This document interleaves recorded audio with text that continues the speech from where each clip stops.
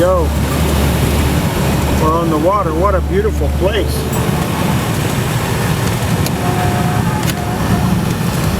Now, if you're looking for something remote, boys and girls, this is it.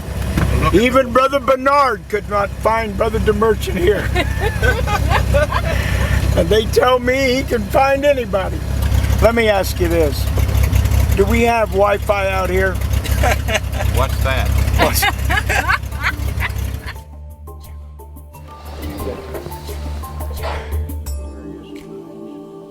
All these.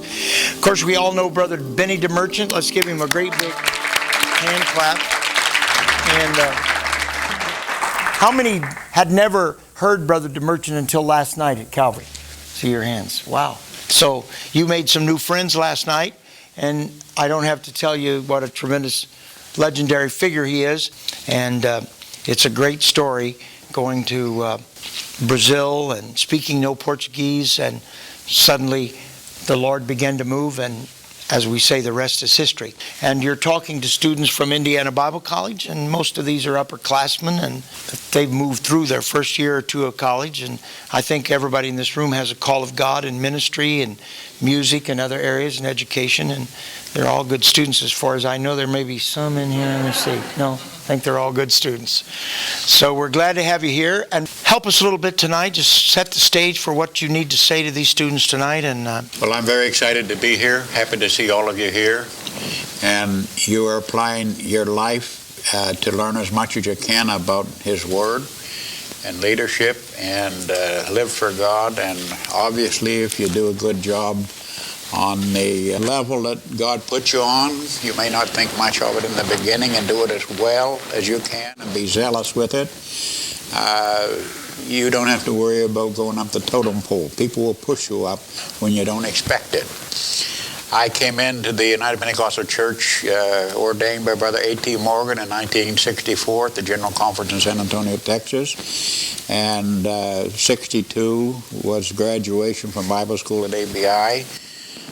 Brother Croucher was in my class, and I saw a class of 50 with 25 graduate, and I would say that 2/3 of them were soon involved in leadership. I never thought of it when I went to Bible school, because we used to rub shoulders together and study the Word of God and pray together and go to church together and do tricks together on each other.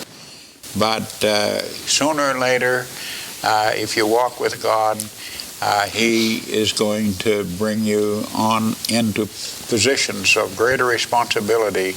And it is a process of being humble, but a process of determination. And it seems that no one God allows to lead His people in any capacity, but what He tests them out with various kinds of tests and trials. And if you have any pride left and you rise, it'll be because you know that He brought you up the line further. And we are involved in the work of the Lord in Brazil, arriving as missionaries in 1965. October the 29th in my city of Manaus, 180,000 people, now 2.5 million people. And how many were there when you first went there? 180,000. 180,000? Yeah. And it's grown to 2 million. Yeah. So it's industrialized. We went to the tithe of the population of what the city is now. Wow. Because it is in the heart of the largest forest standing in the world. 5 to 6 million square miles of trees. Every acre of trees in the Amazon, there's 145 different kinds of trees on the average acre. And probably most of the, maybe 2/3 of all the new pharmaceuticals, much of it hasn't been explored yet. They don't really know what is all in the Amazon. They're finding new things all the time and new properties, and aren't they discovering new species of insects and things? Yes, they are. And so we are in the heart city. 1,000 miles above us is Amazon River. 1,000 miles below us is Amazon River in Brazil. plus another 2,000, almost 2,000 beyond the western border of Brazil. It rises up in the high Andes Mountains, starting way up above Machu Picchu in Peru. And so we're down in the lowlands where the last 2,000 miles of the Amazon River in Brazil drops only 400 feet, going 2,000 miles in a straight line. And if you took the way the river runs its course, that would probably be a good 40 to 50% further with the turns and twists. So it only drops at a very slow rate.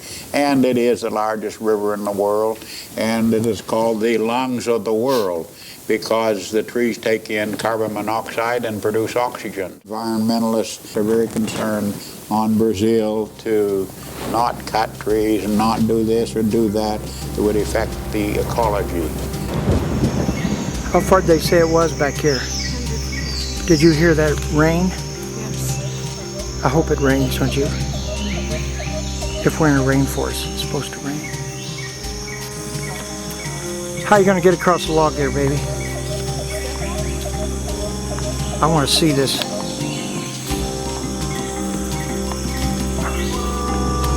If you did it, I can do it.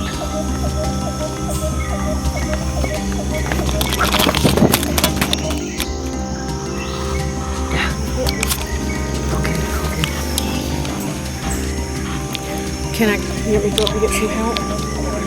You sure? Yeah. You sure? Yeah.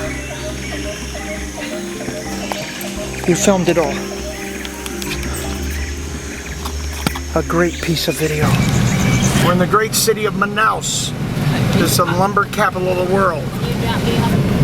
Now we're going back where Brother and Sister DeMerchant live and where the school's at back in here somewhere too. And then they're going to get ready and we're going back to the hotel, right? Yeah, it's okay.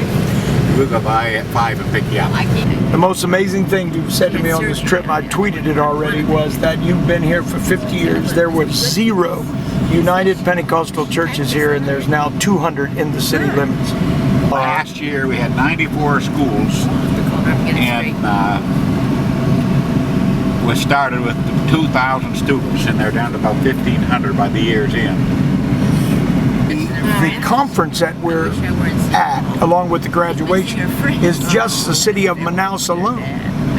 Yeah, that building up there, that yellow building with the ABI Institute, Biblical Apostolical, that's Portuguese for our Bible school. Now, don't you want to change that to Indiana Bible College? We could do that. You could. It's got the same letters. Yeah, it was. You know who started Indiana Bible College? Yes, I do. Croucher.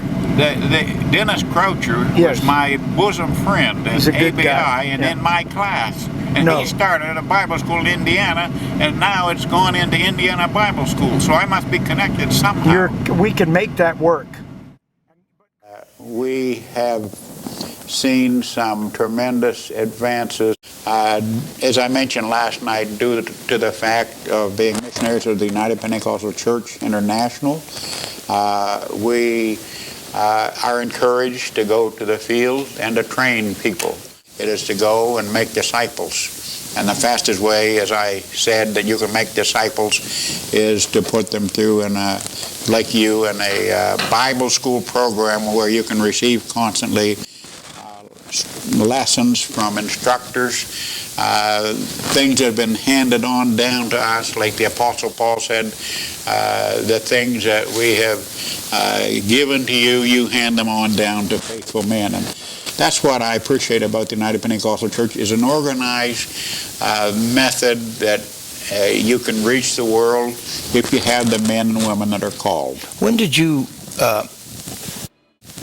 become kind of, because you didn't know exactly what you were going to do when you went to Brazil? The first year was spent studying Portuguese and building a home to live in. And the city grew up around us, but you run your legs off. We had a rural jeep, and we went here and went there and went on boats, went up and down the river. There's only one person. You begin to realize that in that tremendous tropical heat, just 3 degrees south of the equator and at a 100-foot elevation above sea level, it's very hot and steamy there all year round, and you can wear yourself We can take a boat and go in a day where we go in 20 minutes in the airplane now. And my wife pump an accordion and have street meetings and house meetings, and sweat be running off her chin. In 93, my wife was empty nest. We lost our son to bone cancer at 16 years of age in 92. In the early stages of the work, it was a sacrificial trip to go by boat 1,000 miles down the Amazon River. Some went with their dependents, a wife and a family of maybe up to 2. And then they'd take a bus and run a couple days and a night or more to get to Rio. It began to be contagious, and I flew over hundreds of cities and towns in the Amazon in 70s and 80s that I would actually pray as the city would feather out behind the wings, Lord, I want your name planted in this town. And another one, and another one. I could name you a list of hundreds of towns and villages that I would fly over and pray that his name would be in those towns. And tonight, we don't only have churches in those towns, we have Bible schools in those towns, and they're reaching to outlying areas up and down and along the river. When you first came here 50 years ago, did you even imagine a way that you could reach the Amazon and all that, and all the villages? I never had a clue, but I had a dream. And that dream was this whole Amazon River would be full of lighthouses.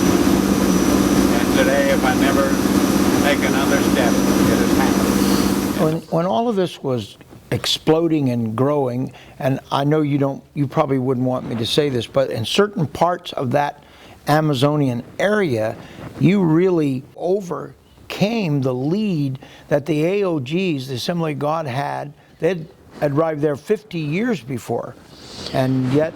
Of course, there's evangelicals in most of these major places in the world today, and of course, they don't believe our message. Yet, the growth among apostolics has been incredible there. But in that whole process, what was the one crisis that really almost, let's say, was the most difficult thing in terms of leadership? Now, I know the personal crises you covered last night with the airplane crash. In these little Assembly of God churches, I kind of see a smile on your face when we do that. They predicted your demise at the beginning, didn't they? Yeah, and that aircraft accident was supposed to be the end of everything, according to them. Sister Calhoun. Yeah. But it hardened us. And there's probably more people that have given their life to God at a couple general conferences, which they even had coffins present, that came forward to work in missions, than her one life would have probably influenced.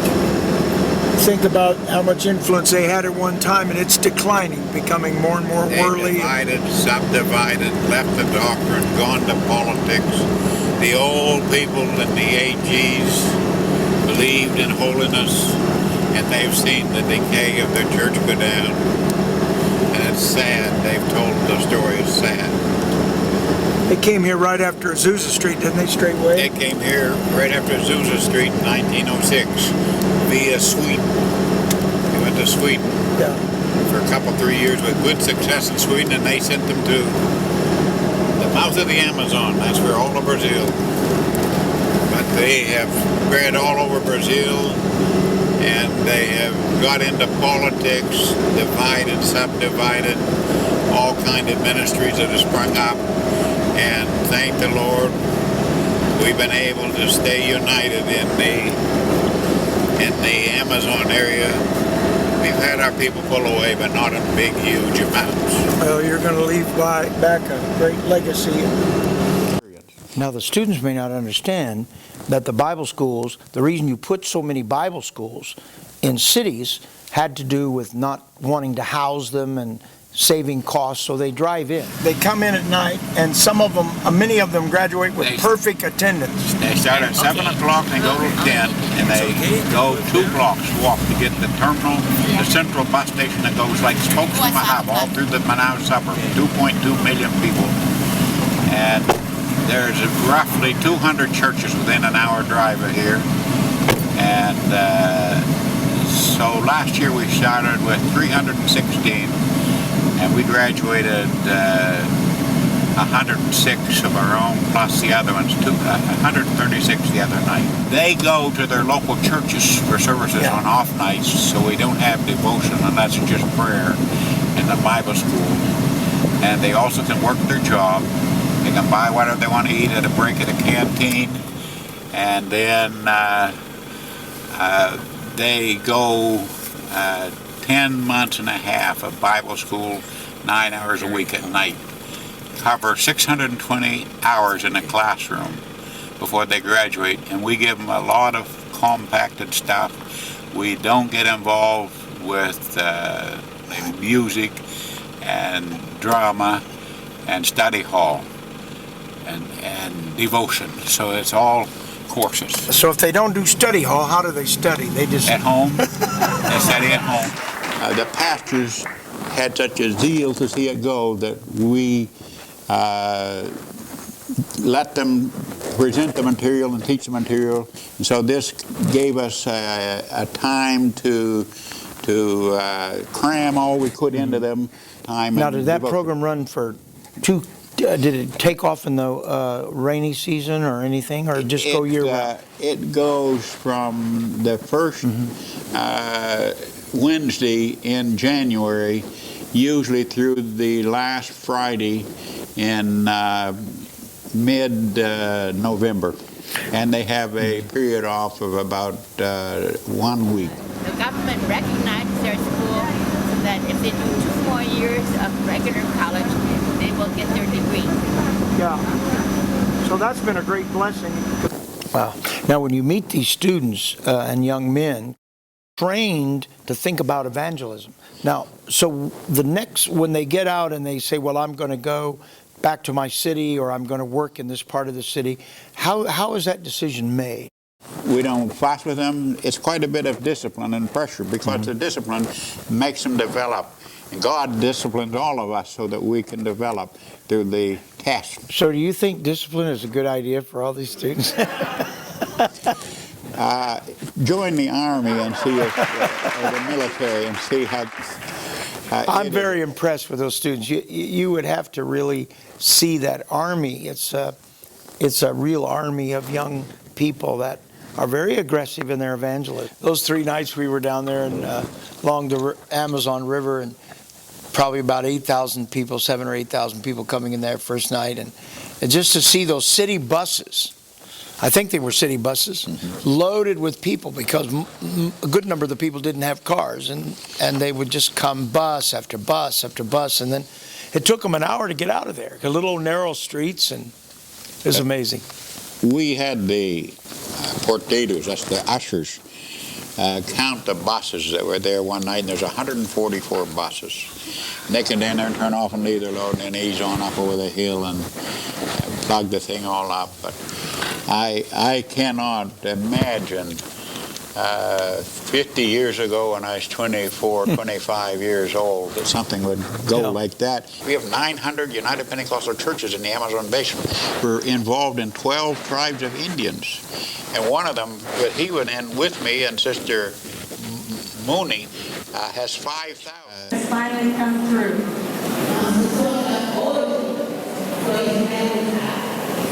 We love the worship. We love the Brazilian people. And we're looking forward to going to heaven with you. God bless you for your hospitality. We love you.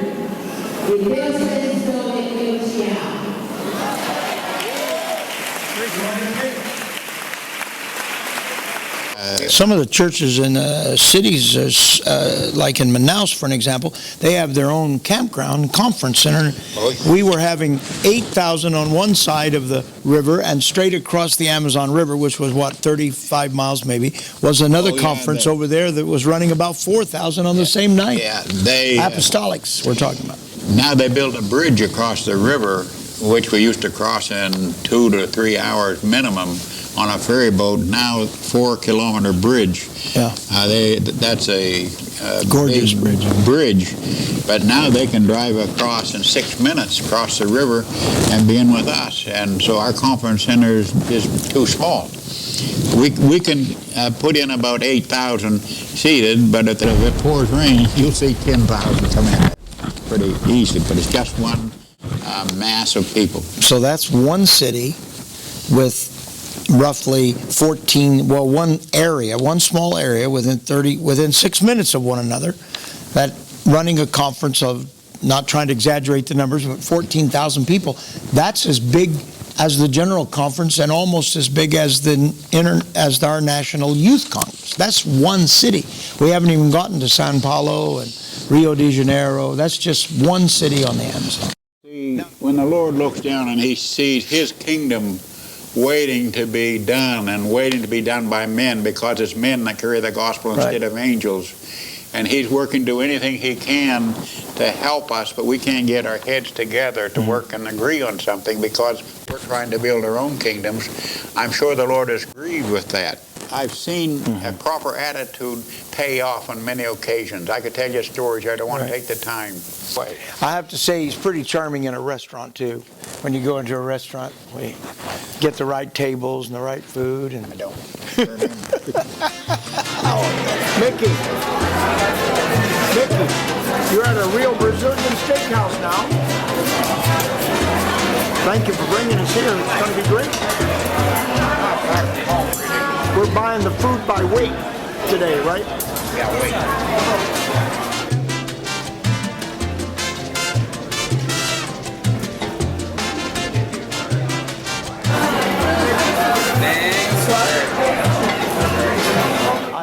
It's an amazing story, and when you see it in the whole, a lot of people don't realize, Brother DeMerchant, what you've accomplished there, what the Lord has helped you to do.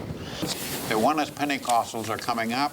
We see tremendous opportunity, and maybe if the Lord tarries and we go over the hill, we want to have as many trained with this original doctrine, as I mentioned last night, of the salmon that goes to the very spring where he was hatched. And that was Acts 2:38 for these oneness salmon. You left out part of that illustration because you got to finish that. I was going to say I love it. that I mentioned that a salmon, according to the records, leap over a 22-foot falls in Sweden. I've seen them go over an 18-foot falls, but they'll leap up over, and when they do so, they get that hydraulic from the other side of the coming up, and they make that big run and get all that speed, and they leap up over the white water, drive their head into the black water before it's broken up, where they can get some traction with their tail. They may hang there, and many times they'll fall back, but they'll rest and make a run again. Keep doing that all summer until they go up over. Maybe a rain will raise the water and give it more oxygen, and they're more frisky, so they're going up over to hatch at the head of the river.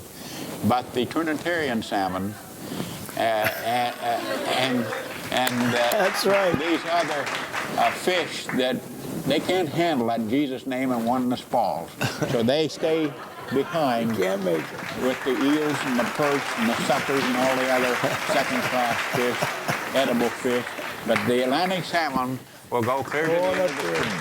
So I left out part of that because it's going out on video around the world, or you don't know where these things go sometimes. And I may say a crazy thing once in a while, too. Yeah.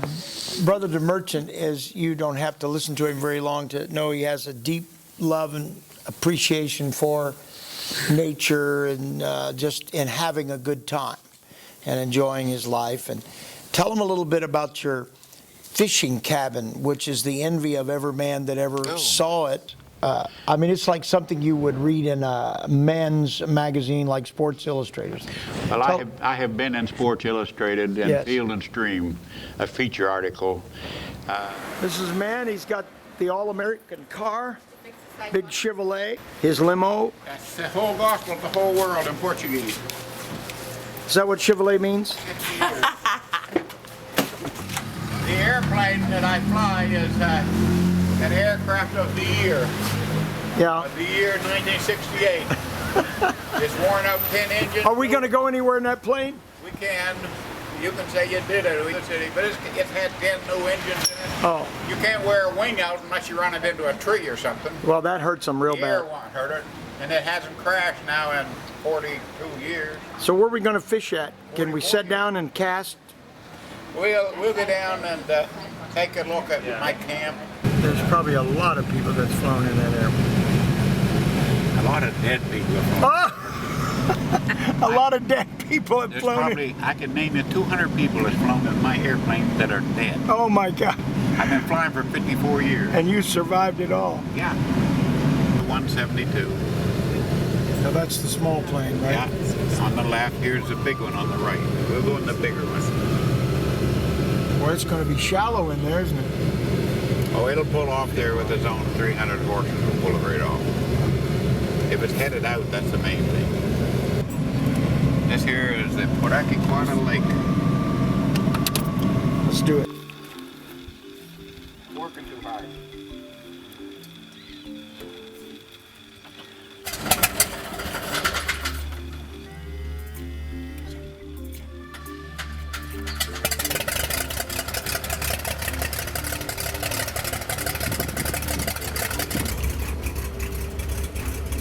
All right.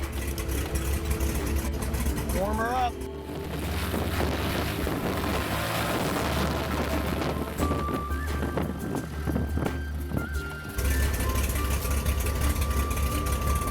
You all right, Mick? We could probably take off and fly out around the town over the river.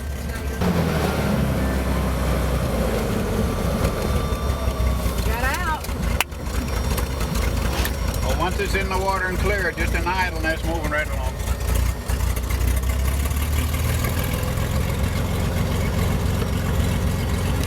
Not only is Brother Bennie DeMerchant a missionary pilot, opening up churches along the Amazon, he also has flown for medical evacuations, the National Geographic, all the big boys from Oxford, national officials, local officials, rescue missions.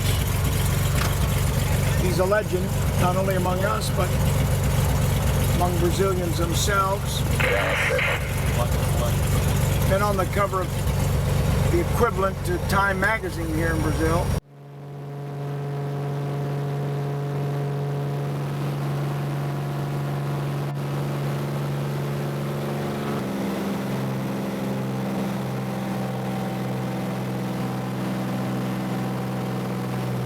Here we are on the Great Amazon.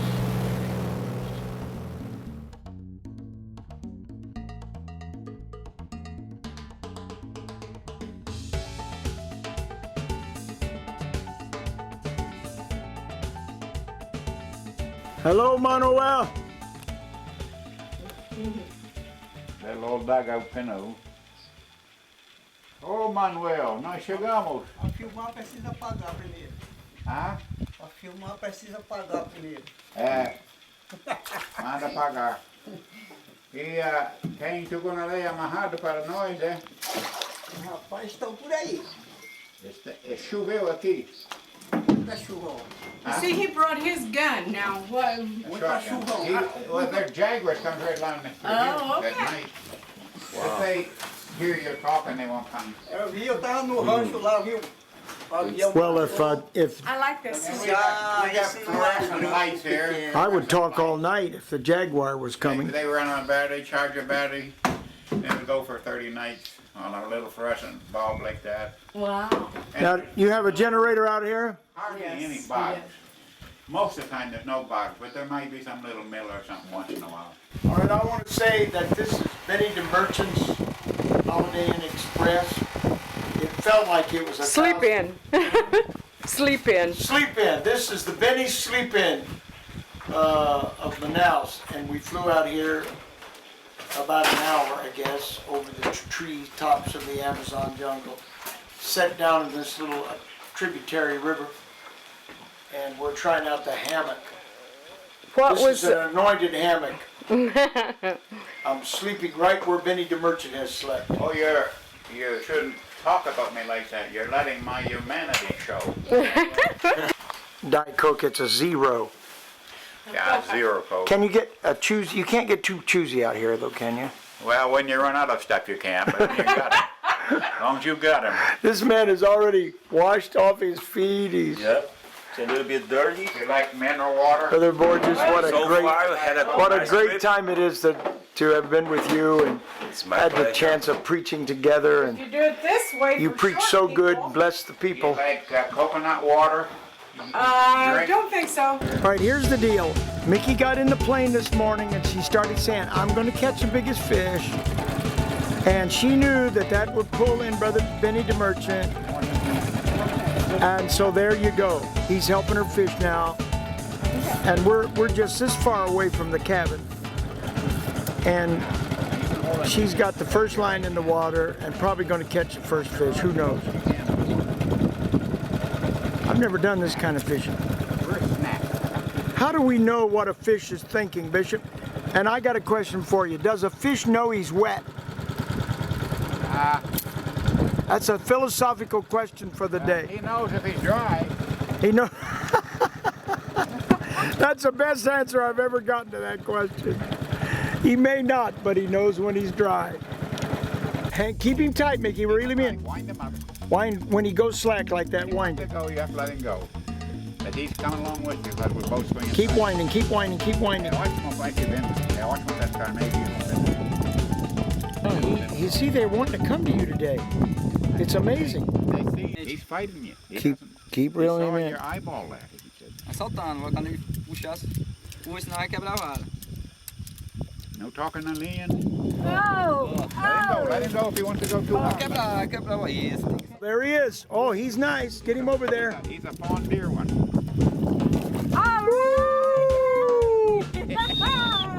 Who said we couldn't catch fish at noon? Yeah, that's the Lord doing that. That's the Lord.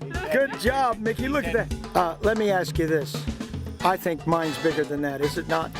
Ole mayor. Mine been over further than yours. Huh? The one below. Mickey, you gotta get to it. I'm still in the game. She's catching fish on what? She's catching fish on a Mickey fin. Come on. Mickey Mooney on a Mickey fin. We've been out here just a short while and we've caught 2 fishy already. But the championship fish lies ahead. Let her right up there, Ben. Let her get right up. Handling. Put your rod right up in the air. Put your rod right up. Don't stick your hand in that when he runs. Use it to pull in the loose line, but don't stick it in when he runs. Okay. Yeah, when the line gets loose. See, keep your hand out. Then when he stops, start getting him back. He wants to go. He saw it, so he wants to go. Don't hold him too hard, or he'll break something. But Okay. wind the line in. Wind the line right in a little. See When the you knot get it there? loose. Now put it right up, straight up. He's a biggie. He's a biggie. Ooh, no, that's the fish of the day. No!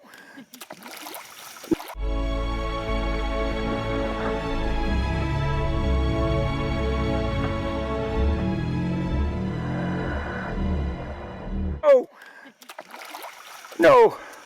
Keep him tight. Keep him tight. You said you were going to get the big fish. Oh my God. No. Right at the last. Mickey. Yes! Hold him up. Hold him up one more time. Just done. There he is. Everybody clap the hands for Mickey. She wins the big fish of the day. Unbelievable. I had it. We were on our way back to the plane. Well, Mickey, I want to say in front of all the competitors, congratulations. Thank you. Thank you very much. Yes, you won today. In case we spend the night or something bad weather comes up in the afternoon, we can't get out of here.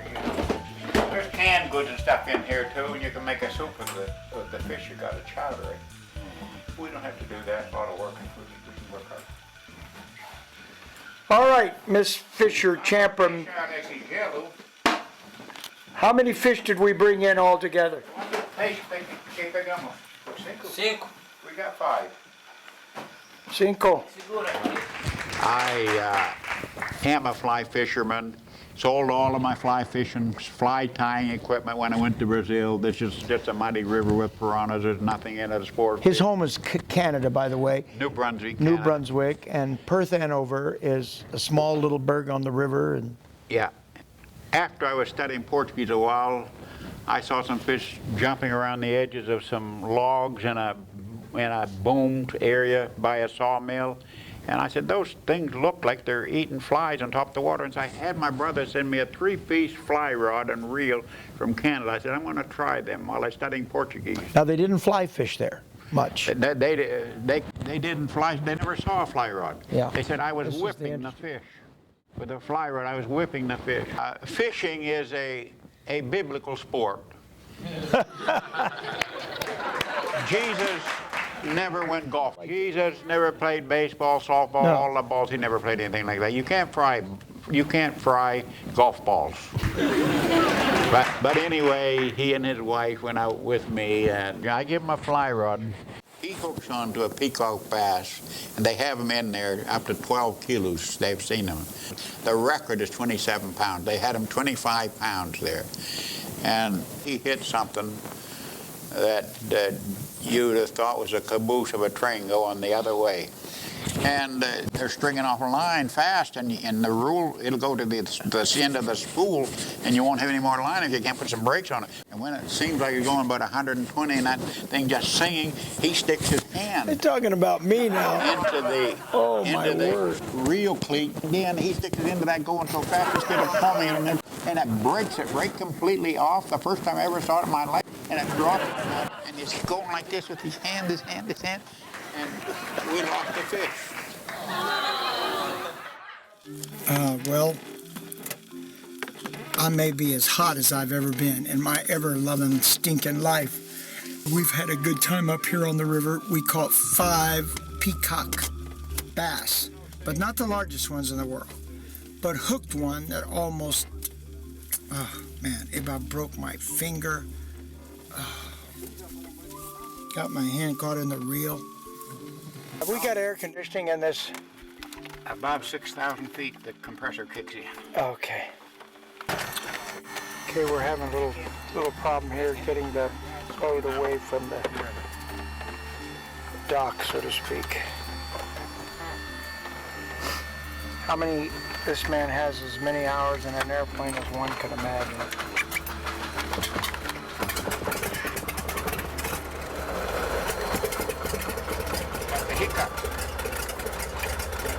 Full throttle, let's go. All balls to the wall. All 3 of them.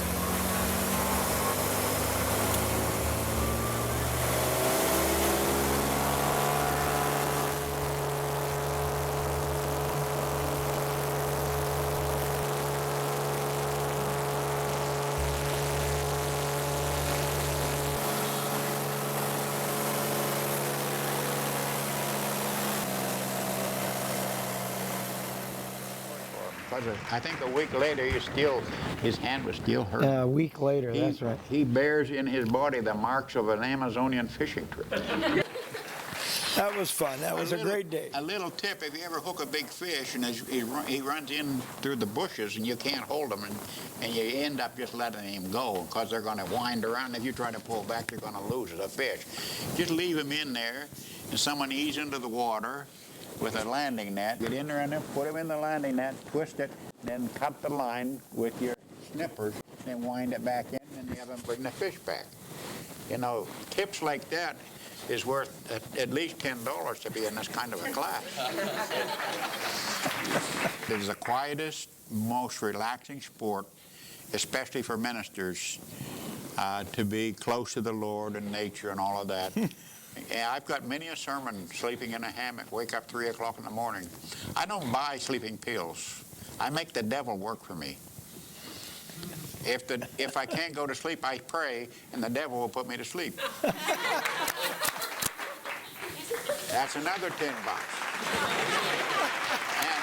And don't be so lazy that in the middle of the night you can't, and the Lord gives you all these thoughts and you're praying, that you can't start writing them down as fast as you can. And it's amazing. I ask for wisdom. James tells us if you lack to ask of God, He'll give it to you. When you're quiet at night, that's the best time that He'll give you a thing.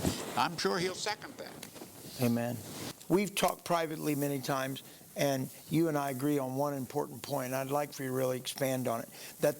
And I say it to the students all the time, that I really believe that the secret for revival, not the only thing, but one of the key things is humility within the heart of all of us who want to do something for God, because I see so much arrogance and haughtiness and snarkiness and smart aleck. Talk to me about that, and how is that true in your country as well? Talent is a tremendous thing. Yes. And if you're dedicated to God and can use that for God's work and His glory, more power to you. I know that I've only run into one person in all the lists of pilots in North America that has more seaplane flying time than me. As far as I know, I'm the second in North American seaplane flying time. But it is a talent. Now that is not a guess. That's by record, because when you log, you have to log your flying in. Okay. And if you think, of course, you've got hundreds, maybe 2,000 or 3,000 seaplanes in Alaska, all of those places, but they only fly 3 months of the year. I have long runs. A seaplane, you're carrying 2 boats underneath of you. It's the turtle of the air. When you fly 1,000 miles in a seaplane, I probably got 800 hours of just flying at night.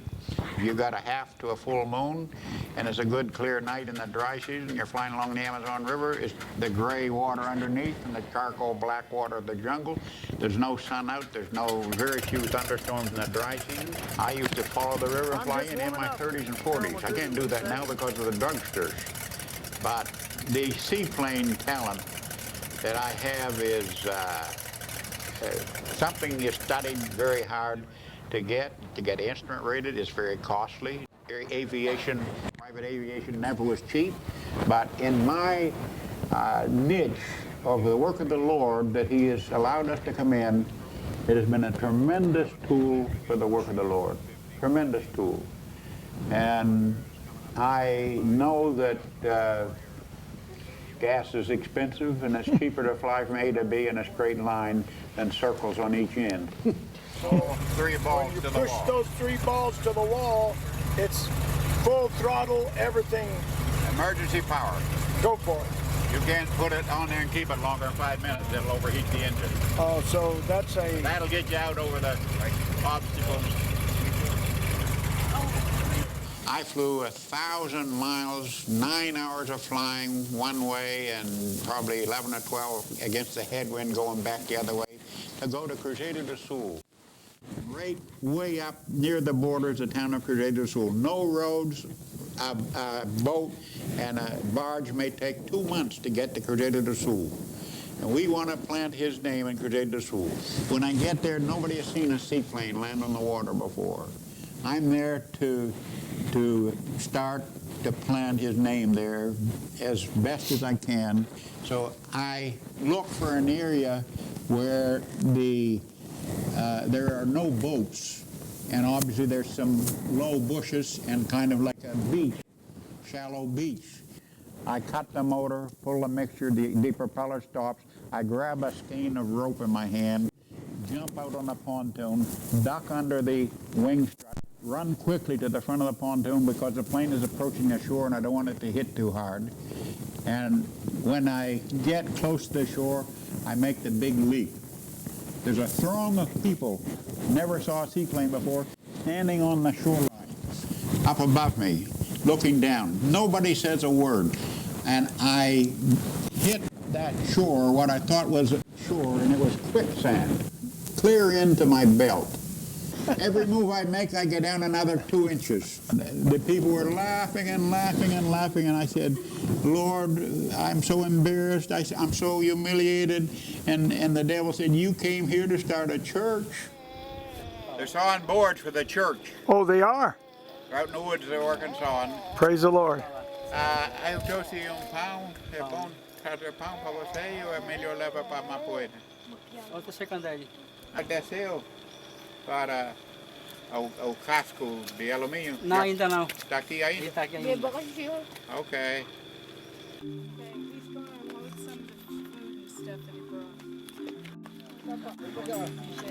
Brother DeMerchant has brought one of the things they can't get here is bread. They love it. They don't eat bread unless someone brings it in for them. They fry some grain or something when they have it.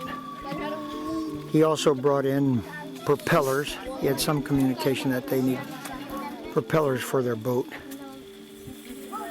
This is just a beginning church here on the Amazon. This is very remote. We're just barely below the equator, south of the equator, just a few miles. We've been in the northern hemisphere and the southern hemisphere in just the last few minutes. It's a pretty good sized village. It's about 70. I took some pictures from the air.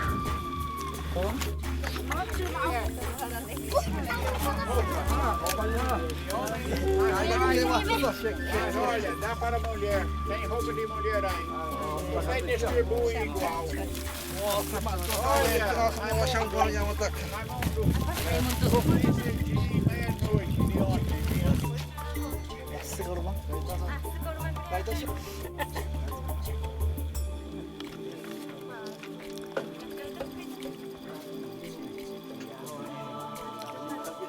sei de vídeo, quem te dá, não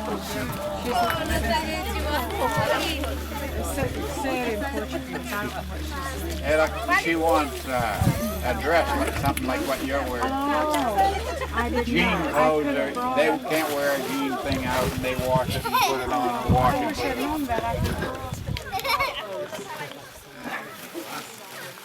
It's very hot here, by the way. I would like to plunge into the river. If you think they're not dressed too well, you should have seen them before.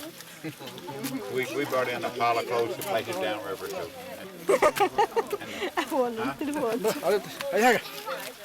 We follow him? Yeah, follow him. All right, Mickey, we're leaving. You got my camera? Yeah, she's got your camera. Grab the water, Mickey. You can you.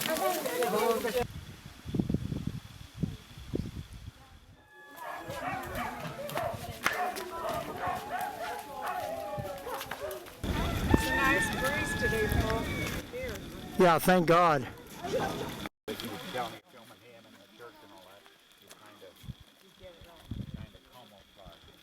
Vocês tudo. Quantos estão lá fora? Muita gente fora. Brother Reynolds built this building. How long ago was it, or helped, I mean? Here about, I think it was in April. Yeah? This year. In April. It's pretty, Mick? All right, I want to say to you, Brother Ralph Reynolds, the amazing man of Canada, the amazing dictator and ruler of half the world, that you've been here because your good friend brought you here, your good friend one and only, Bennie DeMerchant. But, as exclusive as that trip was, I'm happy to say that I begged, I got down on my knees, I did everything I could, and finally he relented and he brought me to this beautiful building in the Paul Reynolds Church. This is great and a great work, and I understand you personally put their roof on there, helped. And that is an astounding piece of work, and we love you for it. We love you and your missions. I'm kidding you, but I'm glad to be here. God bless you. Love you, buddy. One day, if we get these people saved, we'll walk on streets of gold together. Together. Together on streets of gold. It takes a lot of wisdom. You handled them very well. Yes. And so we'll work our way.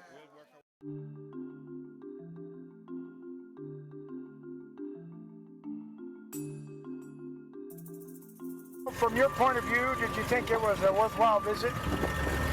Oh yeah. They were good to see you. We needed to renew some things, and we made some promises, and we brought those super fellows that they only had this on the moon. Oh. Those people don't even know what ice is, do they? He downed that whole water. What a man. Okay, our man is feeling good about the trip, getting ready to do the big turnaround. We're going to take off down that beautiful stream. We came in here, caught some of the church brethren building boards and logs.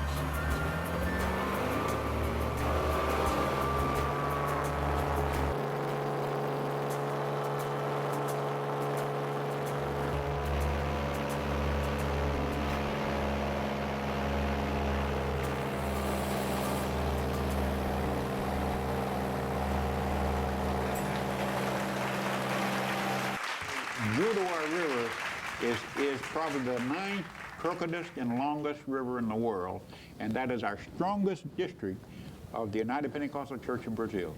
I'm very proud of the Judawa district. So there's a lot of people that the Bible school has brought up that God has run them through the sifter, and they have come up with success, and I'm happy to see the effects of the Bible school in our work in Brazil. I'm so excited about going back. I'm glad the Foreign Missionary Board, you know, I'm 72. Thank the Lord we can just go back and hopefully for the prayers of people for our health to keep on going. I have 5 bypasses put in 14 years ago. I'm patched up. This is a correction. This is a correction. These are corrections. This is a correction. There's only one more that I can think of. It's probably a 2P up on top. Let's give a big hand to Brother. Now, we didn't finish that talk on humility, but that is the most important part. And this young man and his wife couldn't speak any Portuguese, just humbly went into a country. 50 years later, you're hearing a little bit of the tremendous story.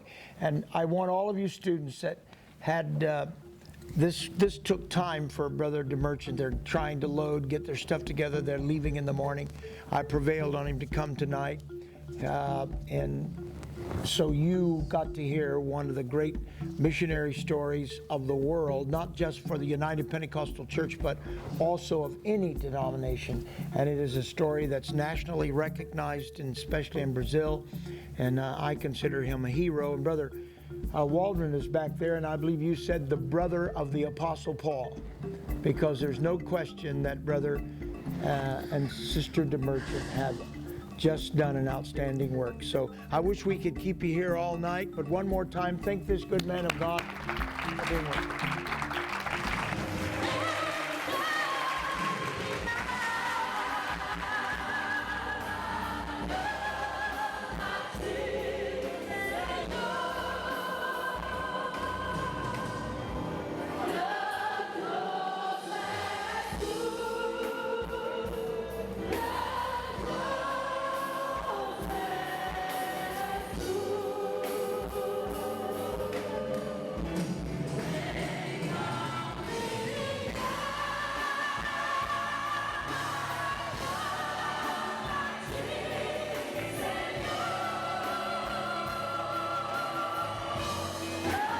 When you first came here 50 years ago, did you even imagine a way that you could reach the Amazon and all that, all the villages? I never had a clue, but I had a dream. And that dream was this whole Amazon River would be full of lighthouses. And today, if I never take another step, it has happened.